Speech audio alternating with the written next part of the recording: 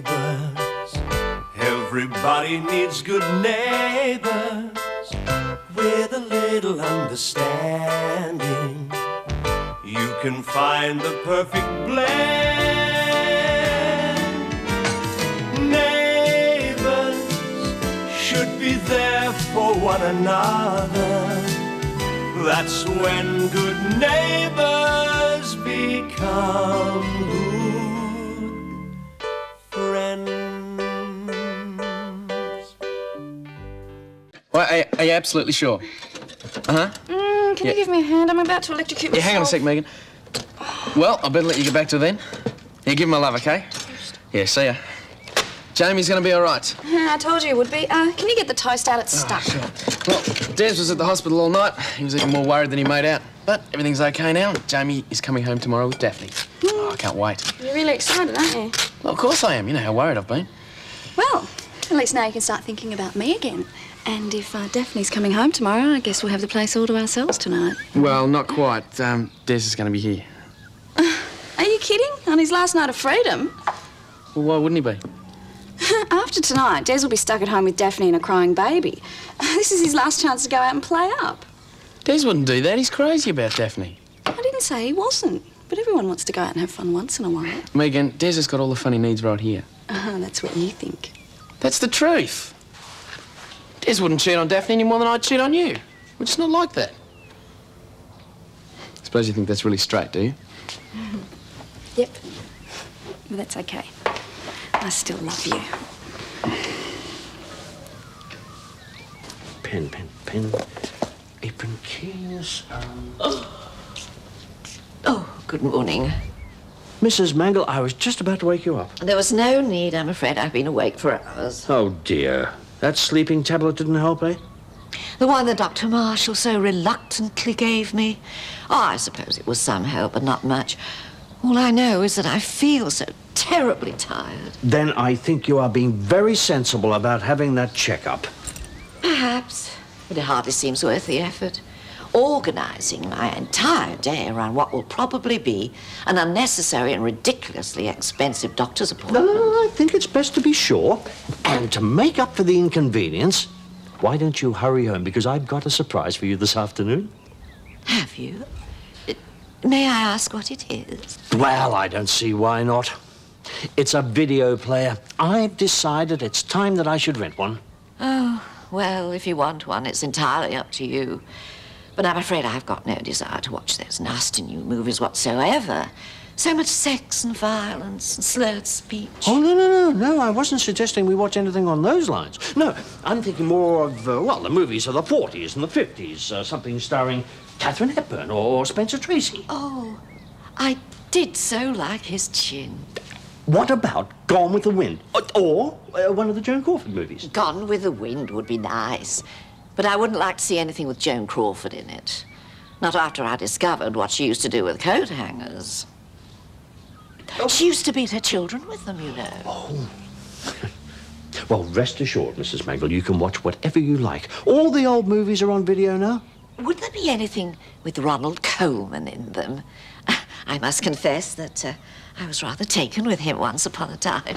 Mrs. Mangel, if you want, you could have Ronald Coleman in this living room every night of the week. Oh, dear.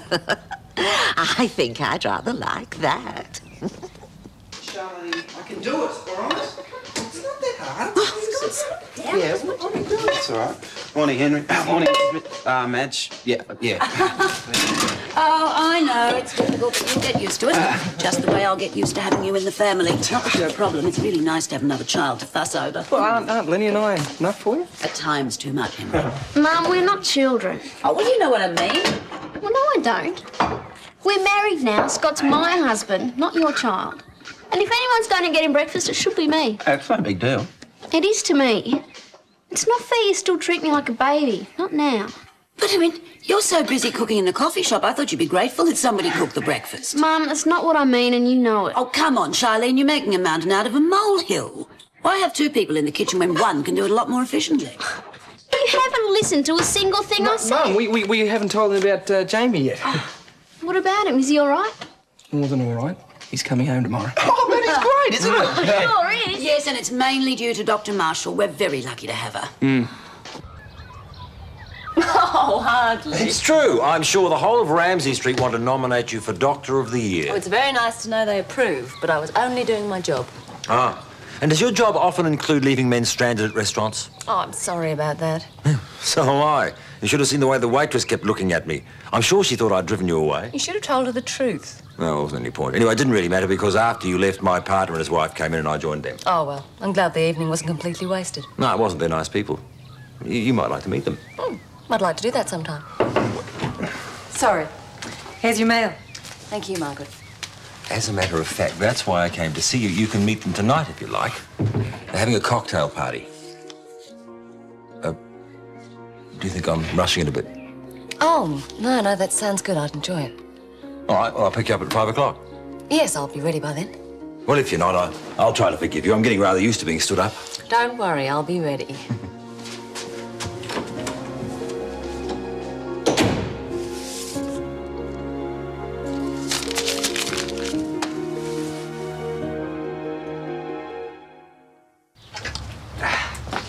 Hey.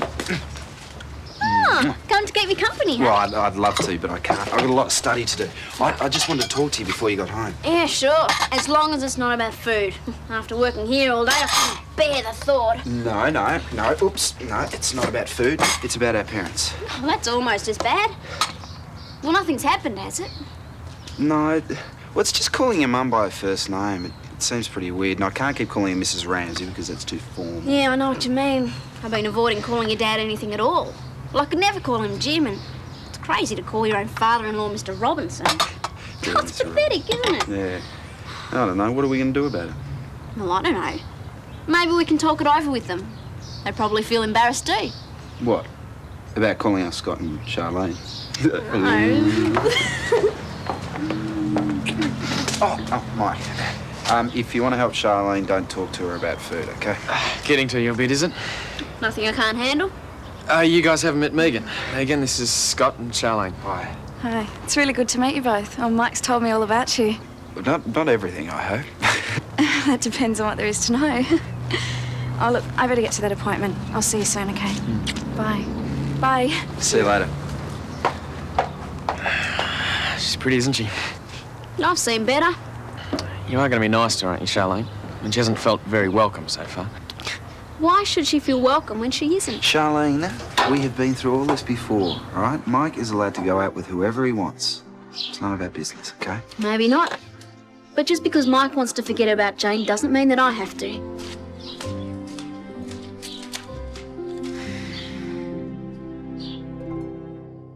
They'll be at the pathology lab later this afternoon, and we should have the results in a few days. At least all the poking and prodding's over with. It's most undignified, especially at my age. I'm afraid you'll have to put up with a bit more of it. I'm calling the medical centre. I want to see if they can fit you in this afternoon for an ECG and some stress tests. That's quite out of the question. I'm needed at home this afternoon for an urgent delivery. All right. We'll leave her for today, but I'll try and schedule them for tomorrow. Oh, really? I'm sure that won't be necessary. Mrs. Mangel, it is necessary. I can't force you to take them, but if you don't, you're just risking your health. Oh, very well. I suppose I can make myself available. Actually, I want a bit more than that from you. I want you to promise that you'll take things easy for at least the next few days. And if you can, take some time off work. You obviously have no understanding of my circumstances. And what are they, Mrs. Mangel?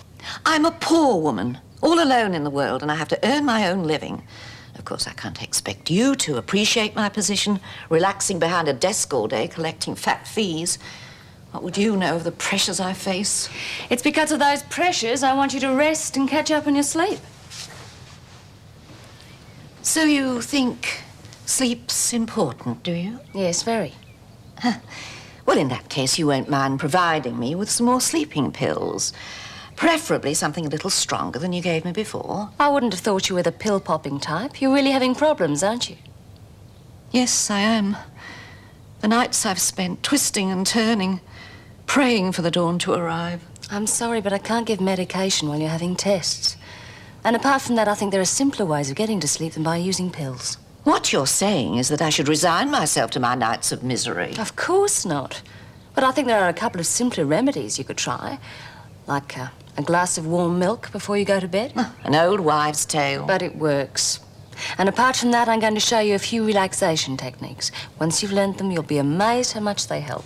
Relaxation techniques? The next thing you'll be telling me, I should be involved in meditation. Well, I was coming to that. She's a great girl, Charlene. Honest. If you just gave her a chance, you'd like her. Oh, yeah, like you gave Jane. Hi. Hi. Hey, you look pretty fresh. Where are you going? You approve then? Oh, sure do. I bet she will too, whoever she is. It's no mystery. I'm taking Dr. Marshall to a cocktail party. Oh, sounds great. Only that means you won't be able to make it to the family conference we're having tonight. Well, is it urgent? Oh, no, not really. It's just so Scott and I can work out what we're going to call you and Mum.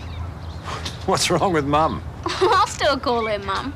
It's what Scott calls her and what I call you. Mr. Robinson sounds like you're my teacher, not my father-in-law. Yeah, it's a bit tricky, isn't it? Well, as far as I'm concerned, you can call me anything you like.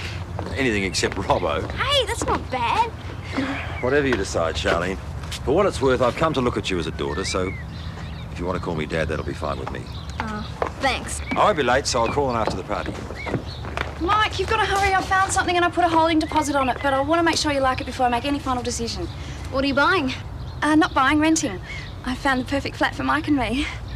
What flat? Well, doesn't Charlene know? Mike and I are going to share a place together. What do Des and Daphne think about it? Well, I haven't actually told him yet. That's what I figured. I think she's ready. I'll let her know you're here. Thanks. Beverly, Mr. Robinson's here. Tell him I'll be right out. I heard. Well, will I do? You most certainly will. I didn't want to let you down. I know how tricky it can be with business colleagues. Well, you could never let me down. But when did you get a chance to do all this? Oh, not that you don't normally look good. Well, I had Mrs. Mangel as my last patient this afternoon, and after that I felt I was definitely in need of a lift. Oh, really? I can't imagine why. Oh, yes, you can. So I gave myself a bit of a pampering. Who shall I say is calling? Well, you look lovely. Just a moment, please. It's for you, Dr. Armstrong from Adelaide. Tell him I'm out. Will you ring him back? No.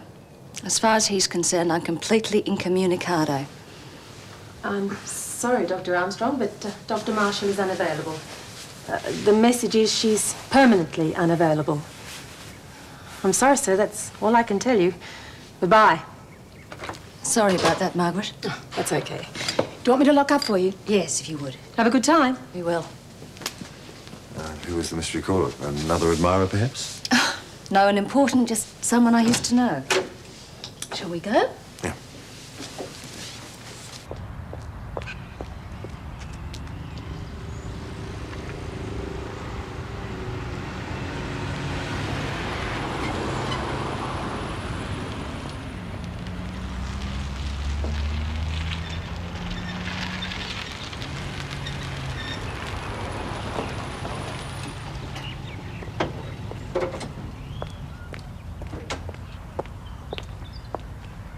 G'day, Mrs. Mangel. Are you aware that I've been standing here at my gate for over half an hour? What for?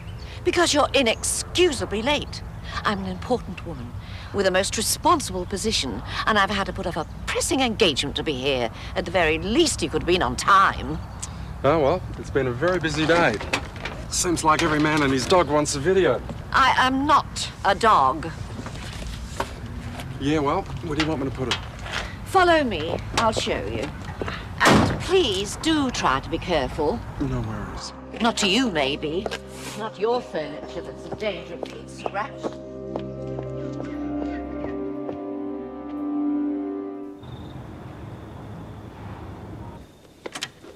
Oh, now I see where we're heading. You see, I didn't have the channels preset before. You should be watching this with me, you know. It is fascinating. Perhaps some other time. Now, press select button to VCR, adjust input switch, yes. Oh, heavens, it is just so clever. I'm sure it is. You better get Ronald Coleman ready. His big moment is about to happen. Oh, I don't know.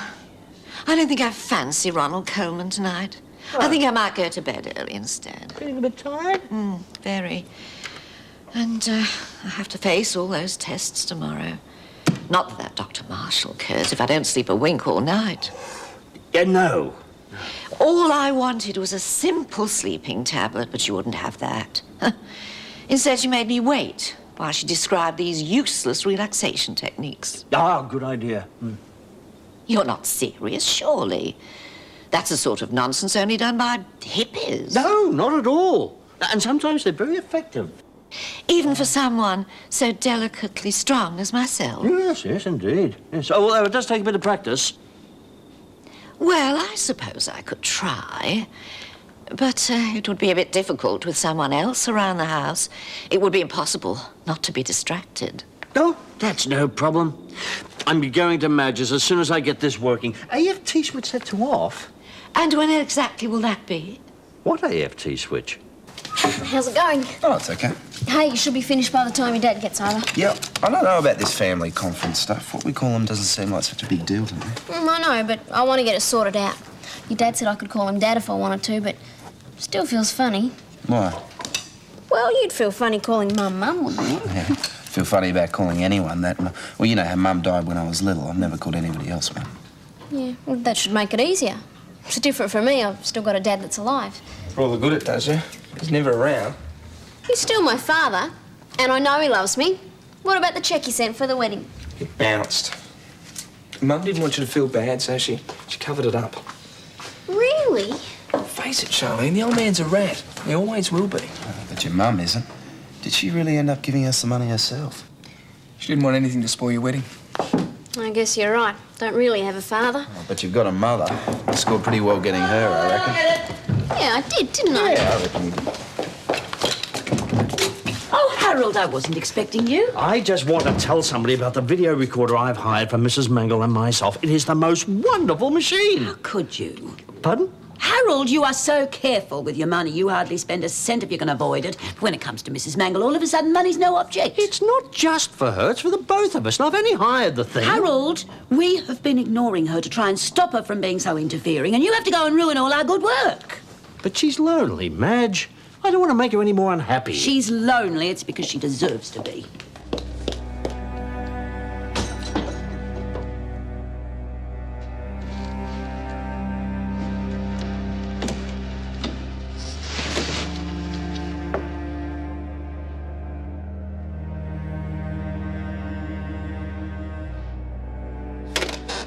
No, what do you see?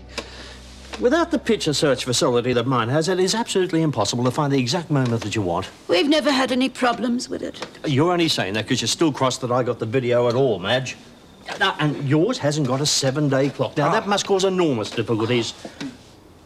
I didn't say a word. Carry on, Harold. I'm sure Henry's enthralled. Yeah, look, watch. I'll show you what I mean. Oh, hello, Jim. Hi, I'm not late, am I? Yes. No, not at all. Come on in. Actually, I'm surprised you were able to make it. Well, I left Beverly at home with Jane and Lucy. Oh, brought her home again, did we? Yes, we did, and we'd like to get back to her as soon as possible. So can we get on with the conference? We decided we don't really need one. Well, Scott and I talked it over, and if you're sure it's all right with you, I'd like to call you Dad. Oh, that's lovely. And I haven't had a real mother for a long time now, but I can't imagine anyone behaving more like a mother to me than you. So if you don't mind, I'd like to call you Mum. Oh, Scott, of course I don't mind. Well, welcome to the fold, Uncle Jim. Oh, you can call me Sir.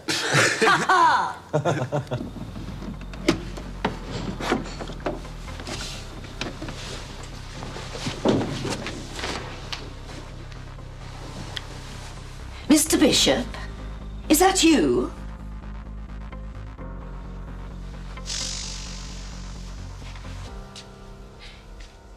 Mr. Bishop?